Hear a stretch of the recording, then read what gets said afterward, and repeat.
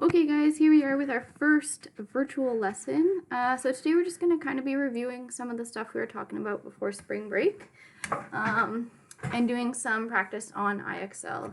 So just remember that if you look at the posting for this video, you'll find a blank copy of the notes if you want to fill it in as we go along, if that helps you learn. If you'd rather just listen, there will also be a filled in copy of these notes, so you can decide how you want to do it there. So what we're looking at today are graphs, and what we talked about a lot before spring break is how we can make sense of those graphs. What do graphs mean, and how can we pull information from them? So first we're going to go back and just look at a definition. So what is a function? So a function is anything that can connect one set of numbers to another. So remember, in your graph, your x and your y are always related. So in a graph, we have our x and we have our y.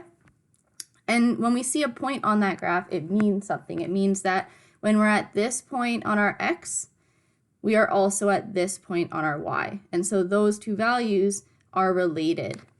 When we're looking at a function, we have what we call our input, which are our numbers that go in. These are our independent variables. They're the ones that are set in stone. We can't change them. Those are going to be your x values on the graph. We also have what we call our outputs. Those are our dependent variables. They're the ones that change depending on what the x is. So those are going to be our y values. So sometimes we see this. This is what's called a function machine, and so it just shows us that our x value is what is going into the machine. The function is how they're related. So that would be like your equation. So we could say like x plus 2 or something like that. When you put a number for x into that function, it's going to give you a y. So in our function, the y variable, which remember we also call the output, depends on the x variable, which we also call the input. And there was a whole bunch of different ways that we can represent this relationship, right? A function is just a relationship between x and y. And there are lots of different ways that we can show that. So we're going to look at the function x plus 2 here. That's the function that we're looking at. What are some different ways that we can represent that? So the first one would be a table of values. So a table of values is like a t-chart with our x values on the left and our y values on the right. Often we go from the highest to the smallest, but that's not always the case. It's not a rule that's set in stone. So for x plus 2, let's say we're going to try testing 2, 1, 0, -1, and -2. So then we can put our y values in. So our y values are what we get when we put that x values into the equation. So we would have what's 2 plus 2. So 4 is our y value there. 1 plus 2. So 3 would be our y value there. 0 plus 2. So 2 would be our y value there. And so on.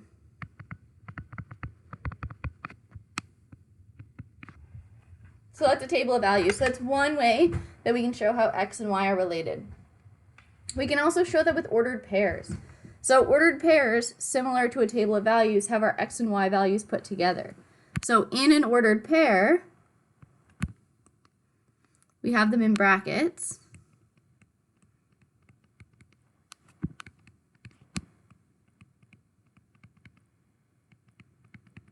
And remember, in an ordered pair, it's always going to go x first and then y. So if we look at our table of values here, we have a pair, 2 and 4. Because 2 is the x value, that's what's going to come first. And then 4 is our y value, so that's going to be second. And we can do this with all of the points on our graph. So we also have the pair 1 and 3, so we can make an ordered pair out of that. We also have 0 and 2, so I can make an ordered pair out of that. I also have -1 and 1. So I can make a pair out of that, and -2 and 0. What's important here is that our x and our y's are in pairs, and so they're going to stick together. So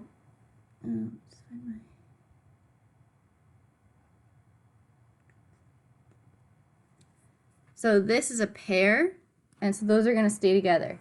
And we see that here. Those are a pair. They're sticking together. So sometimes we also see that written in words, and that's often when we are looking at graphs that actually mean something. So graphs that are pulled out of actual situations. So for what we could say for this is my y value, which is my dependent, right? So y is equal to, right? We know that because we have an equal sign. That means equal. So y is equal to our x plus 2. So this seems pretty easy here for this one. So we're going to do the graph last. A mapping diagram is another way to show our ordered pairs. The trick with the mapping diagram is with an ordered pair, we write every single pair. With a mapping diagram, we have all of our x's on one side. So we would have 2, 1, 0, negative 1, negative 2. And they're going to match up with all of the y's on the other side. And those may or may not go in order. So in this case, they will, just because they're numerically in order. We use an arrow. Once again, our x values over here and our y values over here. So once again, we have x values in oval on the left, and we have our y values in the oval on the right. So what's different here is we show the relationship, we show that connection using an arrow. So our x value 2 matches up with the y value 4. So I show that using an arrow. And our arrows will always move from x to y. So my 1 value pairs up with the 3, 0 with the 2, negative 1 with the 1, negative 2 with the 0. And they always go, your arrows go. So our arrows connect our x values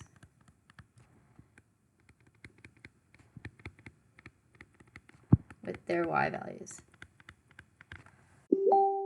And what's really important here when we're looking at a mapping diagram is you can't have any repeating values. So within my x's, I can't have 2 2's. Here it's okay because this is positive and this is negative. But I couldn't have 2 of the number 2. Even if in my data set I have 2 2's. And I'll show you in a later example how we deal with that when that happens, but you can't repeat the number in the oval. So it's really important here. No repeating digits. Remember, digits are just like numbers. Well, we're actually going to say numbers instead of digits because you can use like a number 22. In the same oval. Okay, so that's something we're going to keep in mind because it's going to come into play later. And then we can also have a graph. So a graph is once again just another way of writing out this data. And what the graph does is it uses dots at these corresponding points. So remember when we're looking at our graph, my horizontal is my x and my vertical is my y. So we're going to write that down here. So horizontal is my x, and my vertical is my y. And when I'm moving, depending on if I'm moving positive or negative, it's going to affect where my dot goes. So remember that when I'm moving along my x, if I'm moving this way, that's positive, and if I'm moving this way, that's negative. So to the right is positive, to the left is negative. And that also applies to my y. If I'm moving up, that's positive. If I'm moving down, that's negative. So moving up this way, oh shoot, sorry guys. So if I'm moving up this way, I'm going to go up in the positive direction. And if I'm moving down, I'm going negative.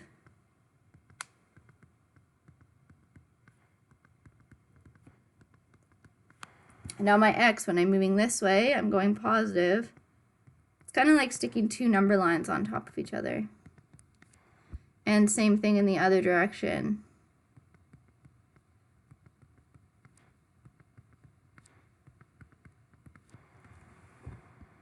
So we're going to read we could read any of these because they're all the same data, but table of values is usually what we'll use, or ordered pairs. So we're going to go to the point 2 and 4. So I always go by x first. So I'm going to go 1, 2, and then I'm going to go up 4. 1, 2, 3, 4. That's going to be my point. So that's this one. And then we can also go 1 and 3. So I'm going to go over 1 this time and up 3. And we can go to 0 and 2, which is going to be, remember that 0 means that I'm not moving. So that means I do not move left or right. I'm only going to move up or down. So I'm not going to move left or right. I'm just going to move up 2.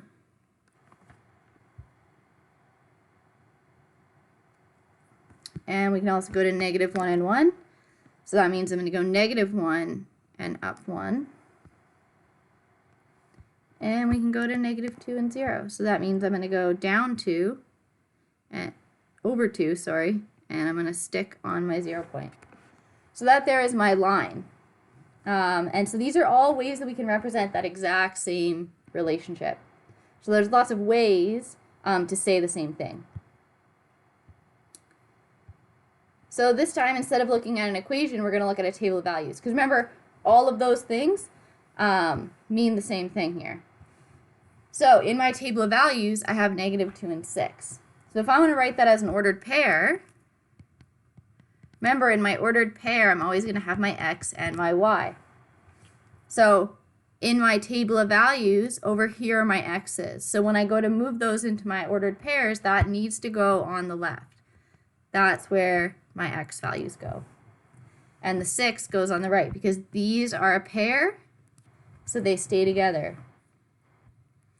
I'm going to have negative 1 and negative 3 because these are a pair, so they stick together. 0 and 0. 1 and negative 3. Negative 2 and negative 6. So we can also write these as a mapping diagram. So remember what I said before, when we do this, we're going to put our x values on the left and our y values on the right. But remember, we can have no repeating numbers in the same oval. So when we do this, if you notice here, I have a negative 2 here, and I also have 1 here. So when we put that into my mapping diagram, I only write it once. So negative 2, negative 2, I have a negative 1 there, I have a 0, and I have a 1.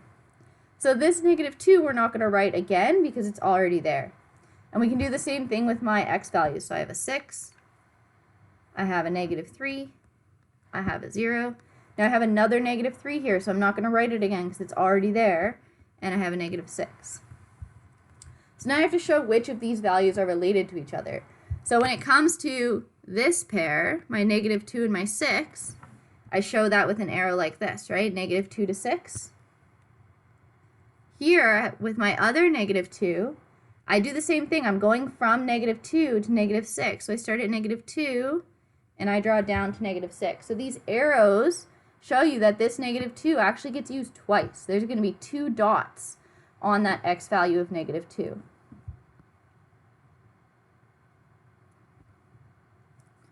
So we can do the same thing with 1 and negative 3. So that 1 is going to go over to that negative 3. 0 and 0. So 0 is going to go over to 0. And then 1 and negative 3. So my 1 is going to go up to negative 3. So notice once again, negative 3 has 2 arrows, right? But that means that 1 goes to negative 3 and negative 1 goes to negative 3. So there are 2 dots on the y value of negative 3 for that one. So when we graph that, just like before, we go positive going this way and positive going this way. And negative going down.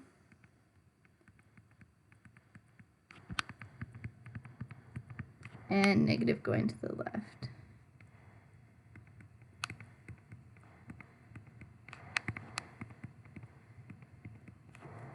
So when we draw our points in, -2 and 6, so I'm going to go over -2 and then up to 6.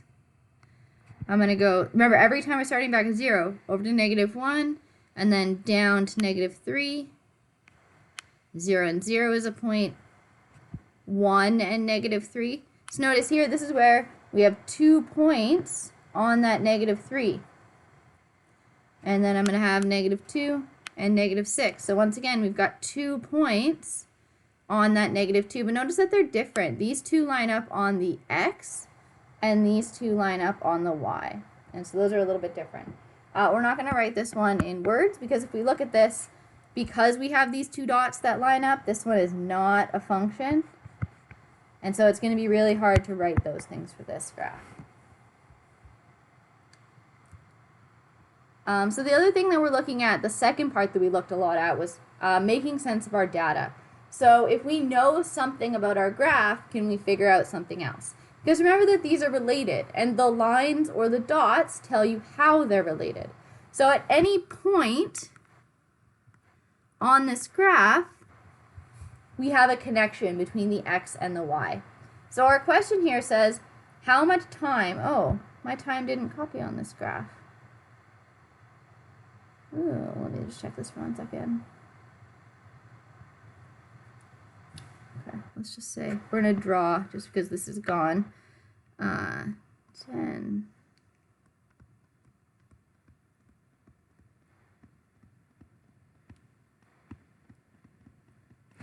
Okay, we're just going to make some numbers up there because we're not in there, but that's okay.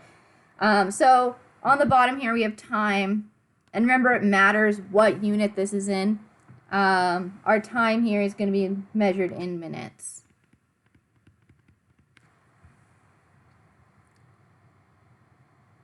Oh, I need a 15 minutes, so we're just actually going to spread this out a little bit more to make this work. Sorry, guys.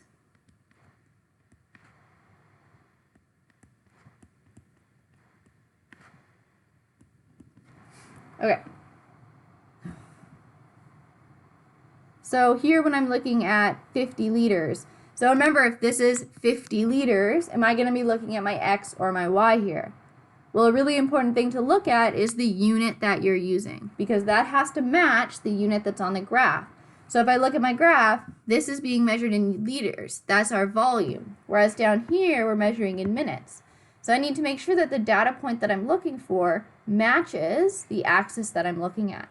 So because this is being measured in liters, I should be looking for my y coordinate. So I'm looking for 50 on the y-axis. And so if I want to know about time there, I need to figure out where on my x-axis that matches up with. So I take that 50 and I trace it out. And to figure out what the point is, it's the spot where it meets up with the line. So if I follow that down, it crosses my x-axis at 55 minutes. Because remember, if this is 50 and this is 60, that means that each one of these is worth 5, right? 5, 10. So 50 would bring me to 55 minutes. So we're just using our graph to make those connections. So in the next one, it's after 15 minutes. So once again, the first thing I need to ask myself is, which axis am I looking at here? Is this talking about my x or my y? So when I'm looking for minutes, minutes are on my x-axis. So I'm looking at my x-coordinate. So if I look for 15 minutes, this is going to be 10, 15. And so if I trace that up, because remember, I'm trying to find the line, right? Because that's going to be the connection. And I want to know what the y is for that. So I trace it over to the y-axis. And so that crosses, this is 50. That's going to be 10, 20, 30, 40, 50. So each of these is 10. 60, 70, 80, 90. So I'm going to have 90 liters left after 15 minutes.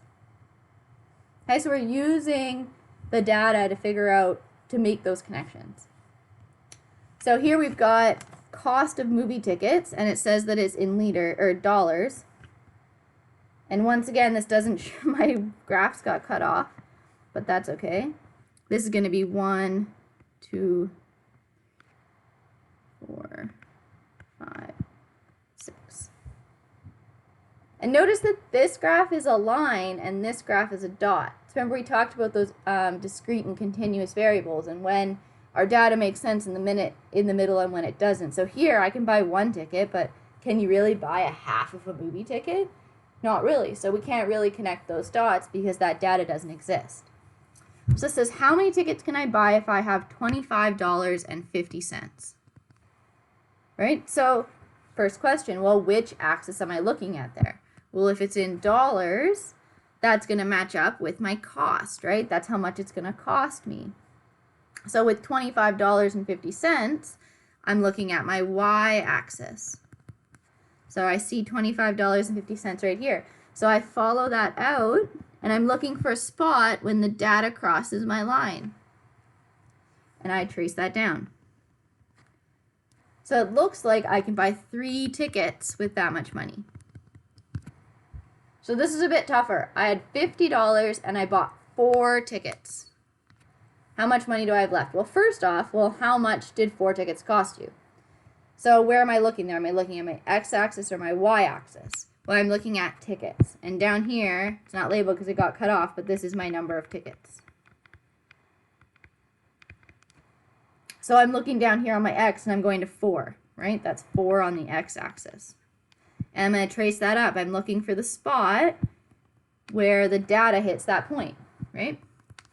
And we're going to trace it over to the y-axis to see how much that costs. So it looks like 4 tickets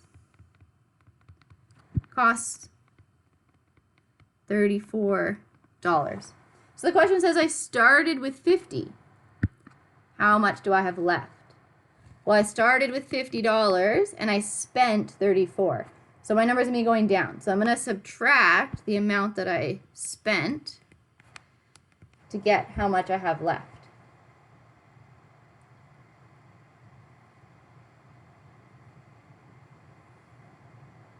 So 50 minus 34. So I have $16 left. Okay, so these are the things that you're going to be asked to do today. You're going to be asked to do 2 different question sets on IXL. The first one is going to be at moving between these kind of table of values, ordered pairs, mapping diagrams, and graphs. And the second part is going to be looking at graphs and trying to extrapolate some data from it. If you have any issues, please don't hesitate to ask me. Remember, you can always book a flex by appointment at my picktime.com/Miss B schedule. You can also join one of the drop-ins. So I have drop-ins every morning from 10 to 11 and from 2 to 3. So you can always drop in and ask me a question. And we can also talk about this during our class session on, when are we? Wednesday morning. All right, so I will see you there.